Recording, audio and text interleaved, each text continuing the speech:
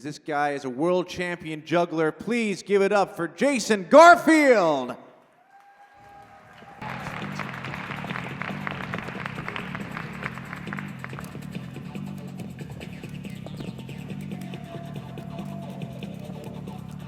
Wait a minute. Stop the music, Hold on, stop everything, stop.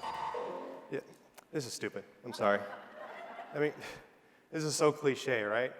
They introduce a juggler comes out, and big surprise, he's juggling. Yeah, I'm pretty sure I met your expectations on that one. But, meeting an audience's expectations is not always a good thing for a juggler.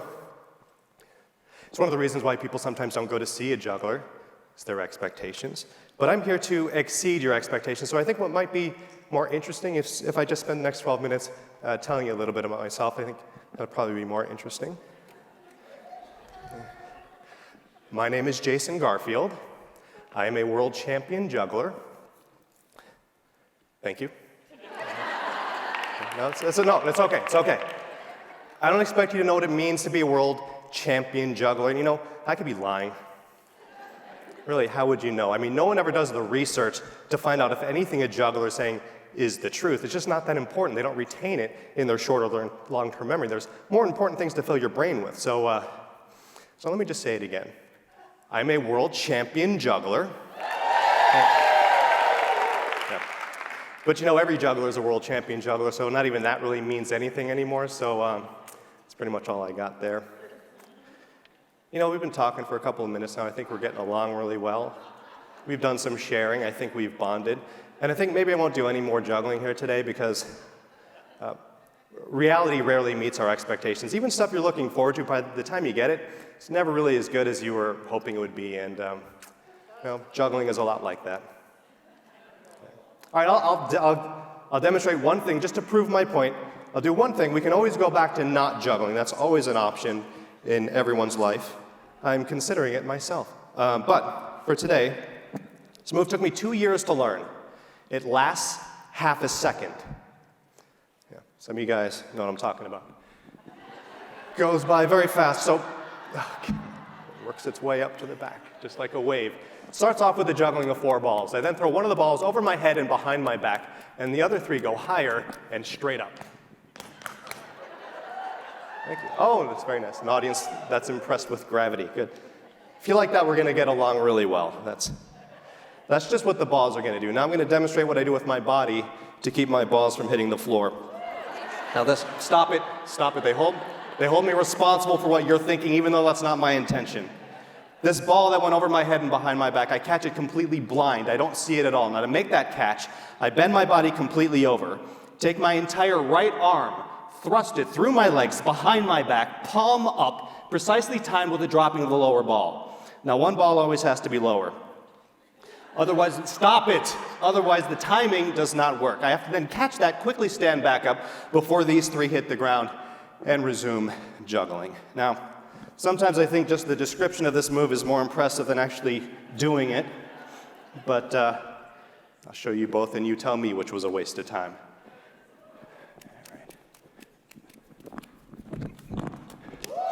I know, it's pretty impressive, right? You didn't even notice that one, so I can just move on. Well, thank you. Okay, good. Thanks for your time. Like you could ever convince a juggler to stop practicing on stage. Well, working my way up to 4. So, if I got it on the first try, you'd think it was easy. In 2 years of my life, I'm going to get my money's worth out of this one.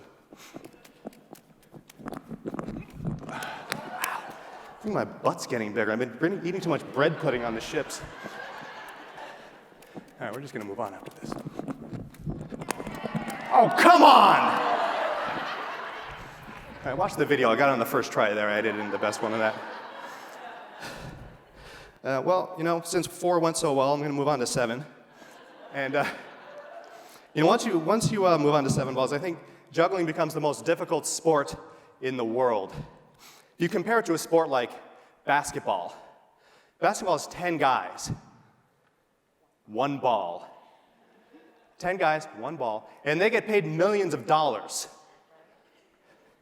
We've got 7 balls, severely underpaid. Sometimes when I'm on my way to a gig, My flight is overbooked. The airline offers me more not to go. Whatever, I'm here, so I'll do it because I can. 7 balls.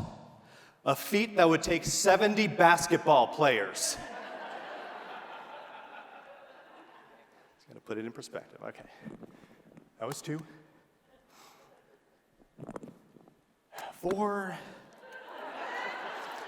3 more to go. All right, I probably trained you too well. You want to see them all up there at the same time?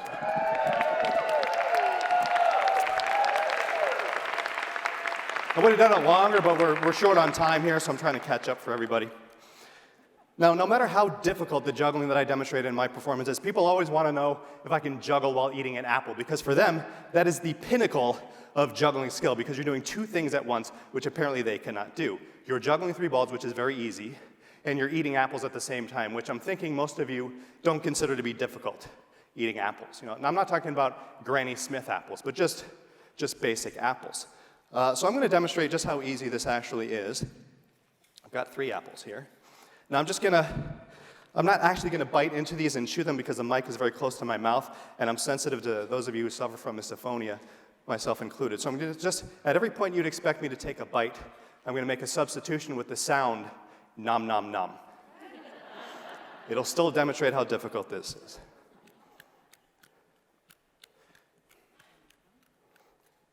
Nom nom nom. Nom nom nom. Nom nom nom. Nom nom nom. Nom nom nom. Nom nom nom. Nom nom nom. Nom nom nom. Nom nom nom. Nom nom nom. Nom nom nom. Nom nom nom. Nom nom nom. Nom nom nom. Nom. And now later I can eat these like a normal human, so you know I don't really waste the apples in the show. I'm going to move on now to the juggling of not just 1, not 2, not 3, not 4, not 5, not 6, not 7, not 8, not 9, but 10 rings. No wires, I know. All right, it's just 6, but it's better than you could do, so. Of all the people here, I'm probably the most qualified to try it, so let's see how it goes. 6. Okay, now wait, we'll break that down to 5, down to 4, 3, and the always anticlimactic 2.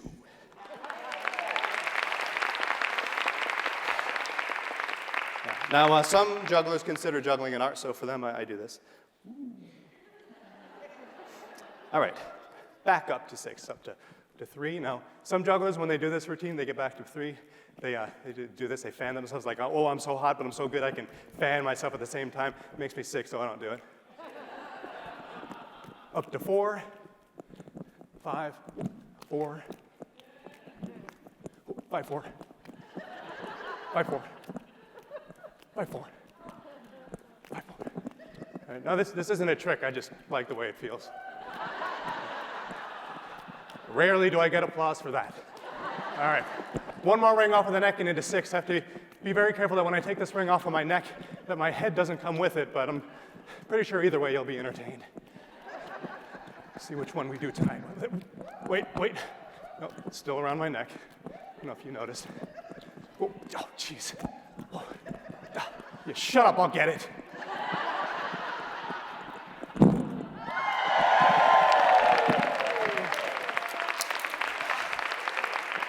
Yeah, keep that applause going. We'll just edit the video right here. There's the 6 again, and then bam. Yeah. Sound effects really help with that. All right. Well, I started working on this next move after recovering from open heart knee surgery, so it took me a little longer to perfect, but let's see how it goes here tonight now. I remember exactly when I perfected this move. A bunch of my friends got together and we were playing Trivial Pursuit, and of course I was in the corner working on this. And we had just learned that the most rewatched movie in history, a movie that people watched more times over and over again, it's actually a documentary. It's called Living with Memory Loss. Every time I do this move, I think of it. Now I juggled all through elementary school, middle school. Oh, thank you. Apparently this is all I had to learn. Well, I went way too far with this one. All through elementary school, middle school, high school, never went on a date, which is why I'm so good at this particular move. This is the closest I ever got to a relationship. But probably took it too far and learned it pretty quickly.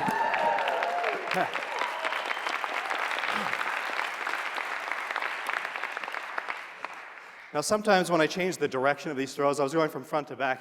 When I go from back to front, sometimes we have to change the rating of the show a little bit because I have this kind of involuntary movement of the hips.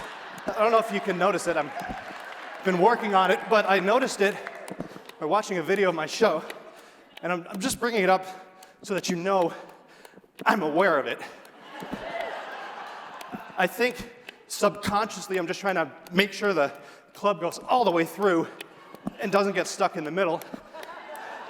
But I went to see a psychiatrist about this, and he diagnosed me with projectile dysfunction, and he prescribed a GMO jockstrap, which is not helping, as you can see. So I developed a way to add a different direction, to add misdirection. So it's kind of like, look at that, forget about this, look at that, don't look at that, look at that.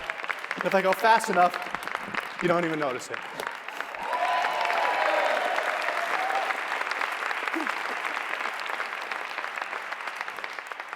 But then I thought, why fight it? You know, maybe I can use my projectile dysfunction to my advantage if I ever get a job in Vegas as an exotic juggler.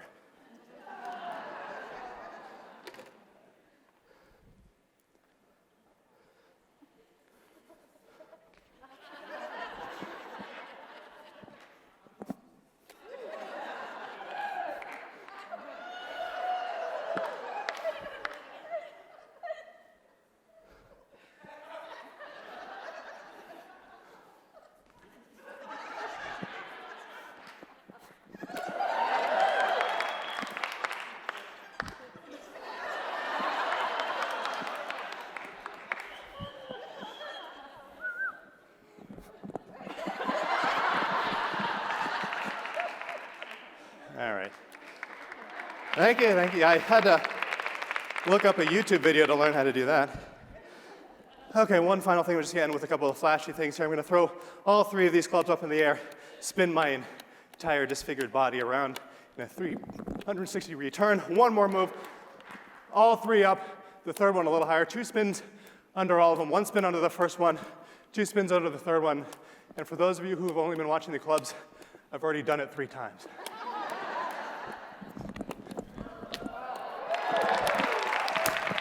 There we go. Thank you very much, ladies and gentlemen. My name is Jason Garfield. Good morning. Thank you.